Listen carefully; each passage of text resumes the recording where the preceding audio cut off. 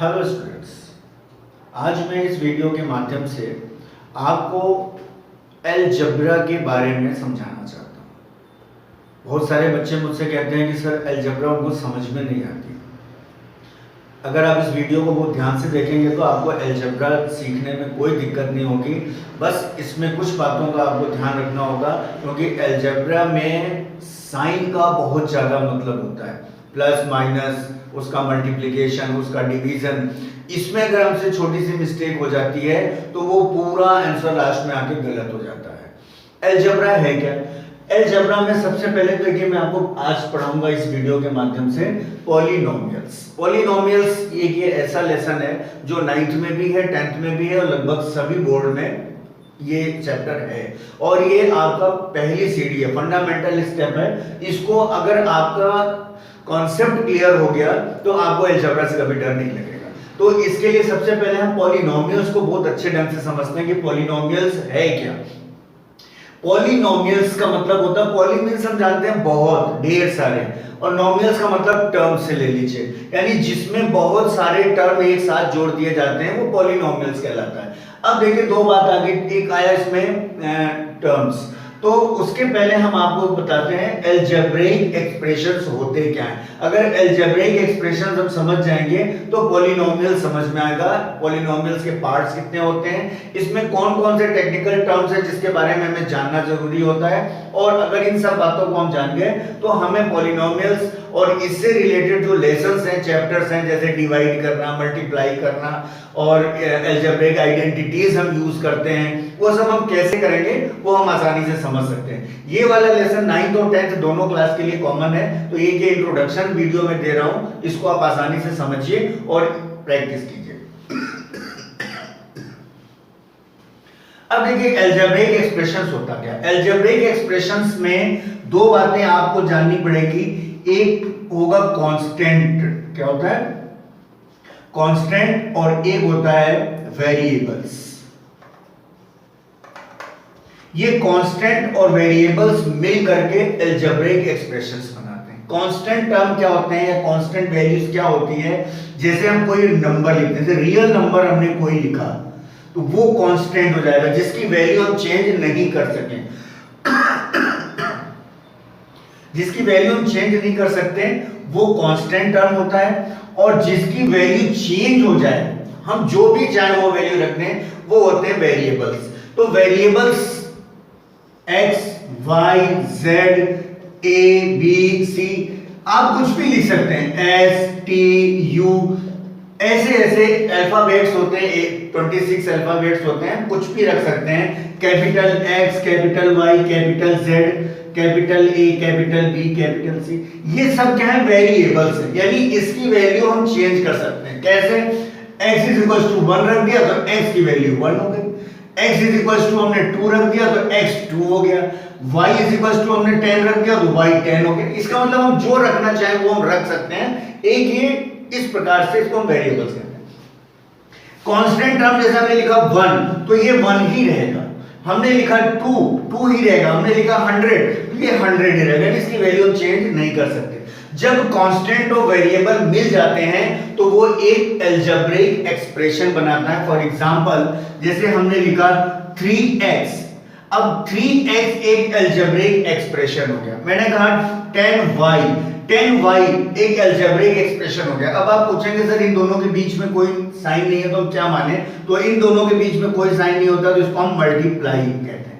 इसका मतलब 3 multiply by x, तो ये 3x हो जाता है। अब इसमें देखिए दो चीज हो गई, 10 क्या हो गया कांस्टेंट और y क्या हो गया वेरिएबल। तो कांस्टेंट और वेरिएबल मिलके जो टर्म हमें मिलता है उसको हम कहते हैं अलजेब्रिक एक्सप्रेशंस। अब ये एक्सप्रेशंस एक से ज्यादा टर्म में हो सकते हैं, जैसे अब हम आगे और बताते हैं इसको, ये चीजें आपको समझ में आ गई।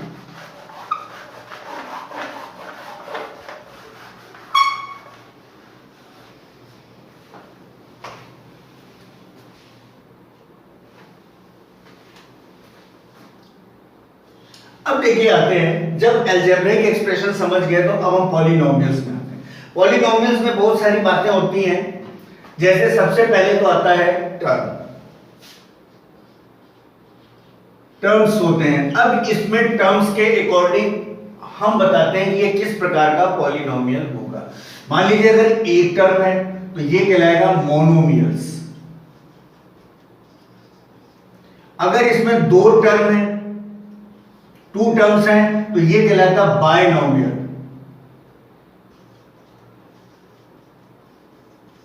और अगर इसमें थ्री टर्म्स हैं तो ये कहलाएगा ट्राइनोमियल्स।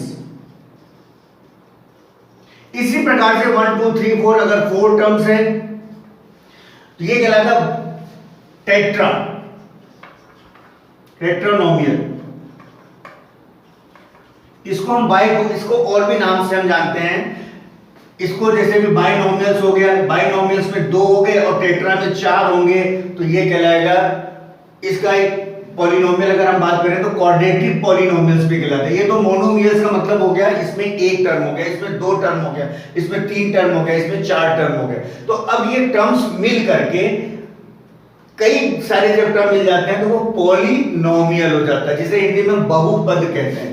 हिंदी में इसको हम कहते हैं बहुपद। बहु मतलब बहुत ढेर सारा, पद मतलब टर्म, जिसमें बहुत सारे टर्म हो वो बहुपद कहलाते हैं। जैसे एग्जांपल हमने लिखा 3x² प्लस 2x प्लस 7। अगर हम इसकी बात करें तो ये एक पॉलिनोमियल है। क्यों है? क्योंकि इसमें एक टर्म, दो टर्म और तीन टर्म है। तीन टर्म मिलकर के एक प्रकार पॉलिनोमियल बना दिया। अब इस पॉलिनोमियल को हम क्या कहेंगे? इस पॉलिनोमियल का नाम होगा क्वाड्रेटिक पॉलिनोमियल्स। अब ये क्वाड्रेटिक टर्म कहां से आया वो अब मैं आपको बताता हूं।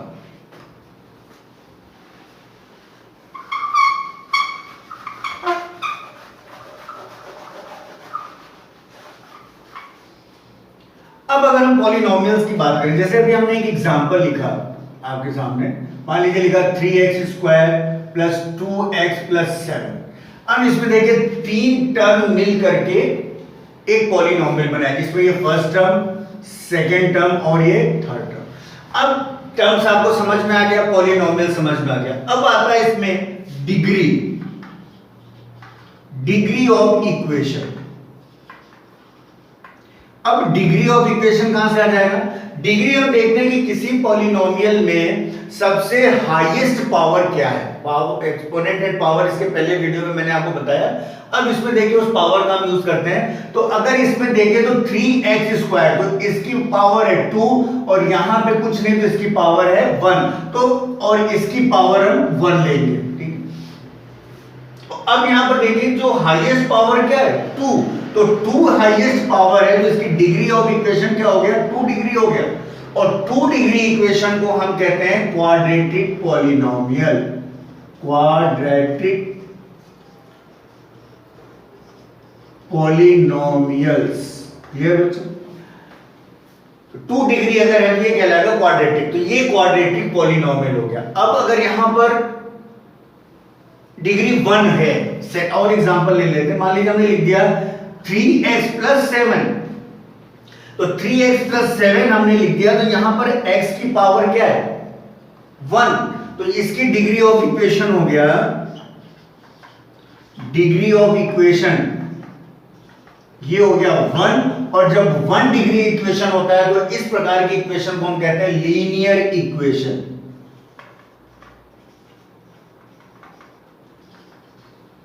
तो इतनी बात समझ में आई बच्चों आपको? पॉलिनोमियल क्या होता है, टर्म्स क्या होते हैं, अलजेब्रिक एक्सप्रेशंस क्या होते हैं, कांस्टेंट टर्म क्या होते हैं, वेरिएबल्स क्या होते हैं। तो ये बातें आप तक काफी हद तक पहुंची। अब देखिए डिग्री ऑफ इक्वेशन, अब मान लीजिए 3 है, मान लीजिए किसी का है डिग्री ऑफ इक्वेशन 3 है, तो उसको हम कहेंगे क्यूबिक पॉलिनोमियल्स। अब इसका एग्जांपल भी हम लिख सकते हैं, जैसे ये 2 लिख दिया, ये 1 लिख दिया, यहाँ पे 1 मान लिया। अब हमने 3 लिखा तो यहाँ पे मान लीजिए लिख दिया 3x³ plus 2x² plus 5x plus 7। तो जब डिग्री बढ़ेगी तो टर्म भी बढ़ जाएगा। अब यहाँ पे कितने टर्म हो गए? 1 2 3 4, यहाँ पे था 1 2 3, यहाँ पर था 2, तो 2 टर्म्स हो गया, यहाँ 3 टर्म्स हो गया, यहाँ पे 4 टर्म्स हो गया। तो यहाँ पे अगर देखें तो इसकी डिग्री है 3, तो 3 डिग्री वाली इक्वेशन को हम कहते हैं क्यूबिक इक्वेशन। क्या कहलाता है ये? क्यूबिक इक्वेशन या क्यूबिक पॉलिनोमियल। क्या कहलाएगा ये? Cubic polynomial. अब मान लीजिए किसी की डिग्री 4 है, 4 डिग्री है, तो अब जैसे हमने लिख दिया 4x की power 4 plus 3x cube plus 2x square plus 5x plus 2। अब देखिए टर्म भी बढ़ गए, यहाँ पे 1 2 3 4 5 टर्म्स हो गए, और इसकी हाईएस्ट डिग्री क्या है 4। देखो 3 भी है 2 भी है, लेकिन हम क्या लेंगे हाईएस्ट पावर। यहाँ पे देखिए 3 भी है 2 भी है 1 भी है, लेकिन हमने क्या लिया हाईएस्ट। तो यहाँ पे हाईएस्ट पावर क्या है 4, तो इसकी डिग्री ऑफ इक्वेशन क्या हो गया 4, और 4 डिग्री अगर ये हो गया तो इसको हम कहेंगे बाय क्वाड्रेटिक, क्योंकि ये तो क्वाड्रेटिक हो गया। क्वाड्रेटिक में 2 था, इसमें 4 है, यानी 2 क्वाड्रेटिक मिलकर के एक बनाते हैं, और इसको हम कहेंगे बाय क्वाड्रेटिक पॉलिनोमियल। तो बच्चों ये चीजें आपको समझ में आ गई कि टाइप्स ऑफ पॉलिनोमियल तो कौन कौन से आपने देख लिया, लीनियर पॉलिनोमियल देख लिया, क्वाड्रेटिक पॉलिनोमियल देख लिया, क्यूबिक पॉलिनोमियल देख लिया, और बाय क्वाड्रेटिक पॉलिनोमियल देख लिया। अब देखिए इस पॉलिनोमियल में कुछ बातें और सामने आती हैं, उसको डिस्कस करते हैं।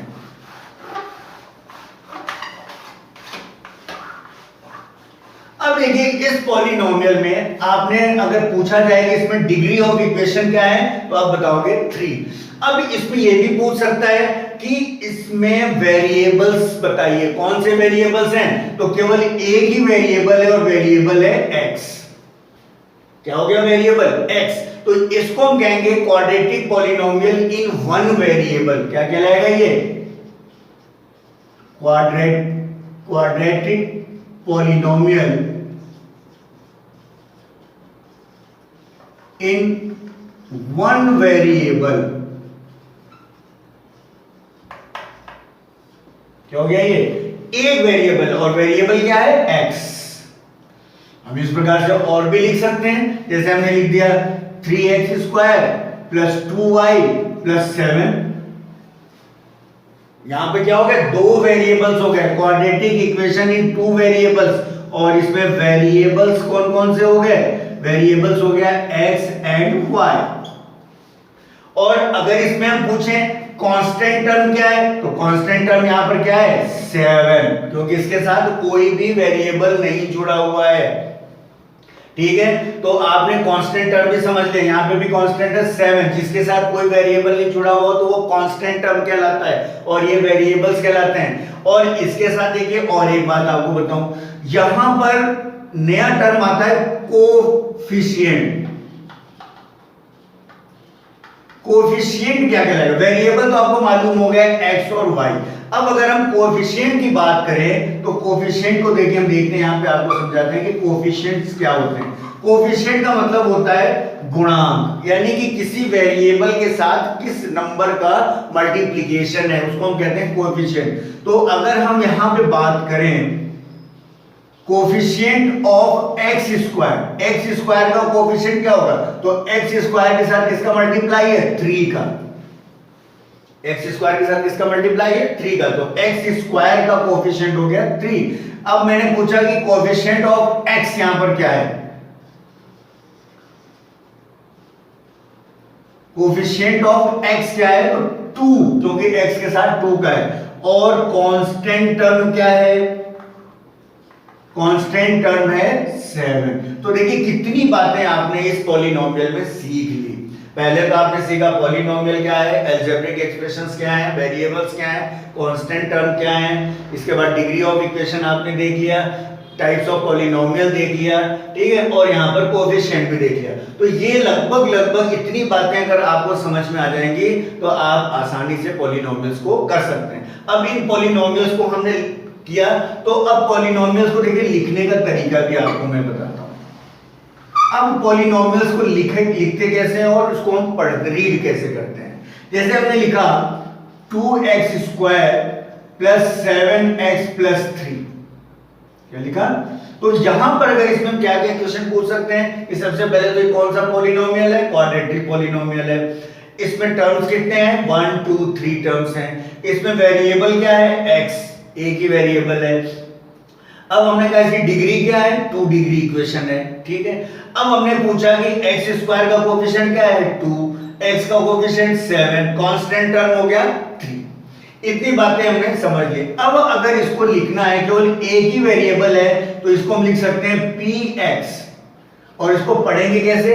पॉलिनोमियल। p है पॉलिनोमियल इन x वेरिएबल। क्या पढ़ेंगे इसको? px को हम पढ़ेंगे, will read as polynomial in x variable. Clear हो गया? इसको आप p भी मान सकते हैं, q मान सकते हैं, कुछ भी मान सकते हैं। मान लीजिए हमने यहां पे लिखा py, तो ये हो जाएगा 2y² प्लस 5x प्लस 7। यहां पर भी y है, यानी सभी यहां पर y लिखा तो सभी एक जैसे होने चाहिए। तो इसको हम पढ़ेंगे पॉलिनोमियल इन y variable, 2y² plus 5y plus 7। इतनी बातें आपने समझ ली। अब आगे देखते हैं इनके क्वेश्चंस को। अब देखिए बच्चों, ये है कांस्टेंट पॉलिनोमियल।